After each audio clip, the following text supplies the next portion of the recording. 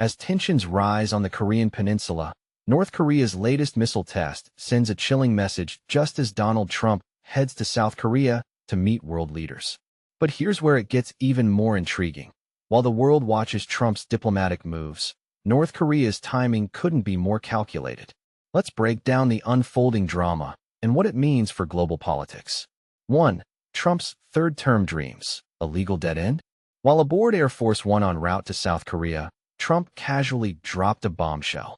He's legally barred from running for a third term, thanks to the 22nd Amendment of the U.S. Constitution.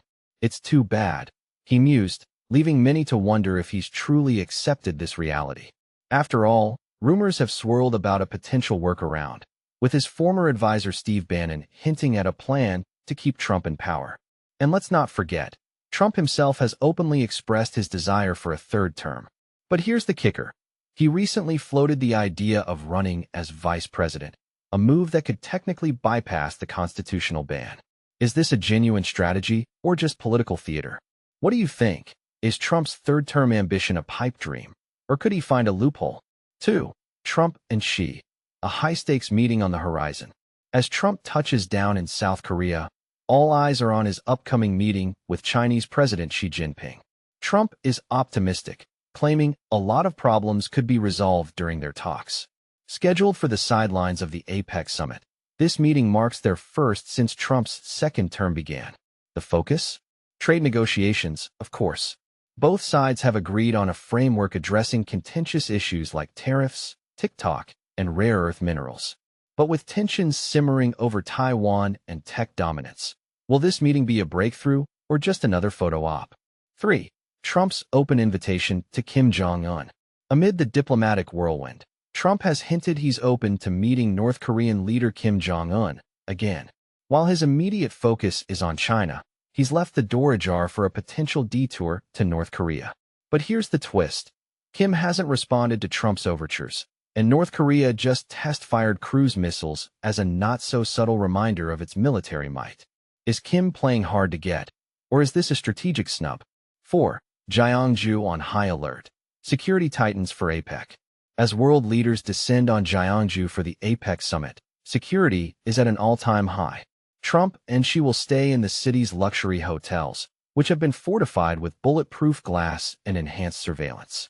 With nearly 20,000 personnel, anti-drone systems, and armored vehicles deployed, the city, home to ancient UNESCO-listed tombs and temples, is transforming into a fortress. But with North Korea's missile test looming large, is this enough to ensure safety? 5. The ghost of Kim Jong-un at Apec. While Kim Jong-un won't be attending the Apec summit, his absence is felt in every corner of the room. Speculation is rife that Trump might make a surprise visit to the North Korean border for a symbolic handshake with Kim. It would be their first meeting since negotiations collapsed in 2019. Trump seems increasingly enthusiastic about the idea, even suggesting he'd extend his stay in South Korea if Kim agreed. But Kim's recent missile test and his foreign minister's trip to Moscow raise questions. Is Kim strengthening his position, or is he simply uninterested in Trump's overtures? 6. North Korea's missile test, a message to enemies. Just a day before Trump's arrival, North Korea test-fired cruise missiles off its west coast. State media framed it as a test of their latest sea-to-surface missile, a reminder of their nuclear capabilities to enemies.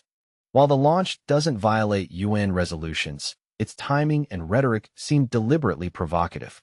Is this a direct snub to Trump's outreach, or is North Korea simply asserting its non-negotiable stance on nuclear weapons? 7. Trump's South Korea visit, trade, tensions, and timing. Trump's final stop on his Asia tour is South Korea, where he'll meet President Lee Jae-myung. The agenda?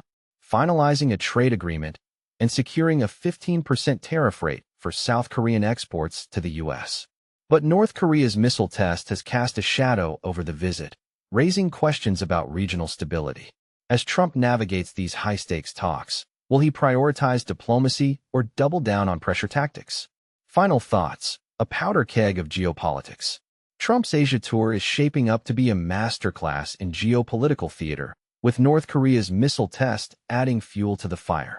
As world leaders gather in Gyeongju, the question remains, Will this week bring progress or further polarization?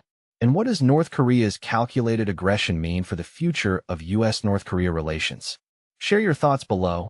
Is Trump's approach to North Korea and China bold diplomacy or a risky gamble?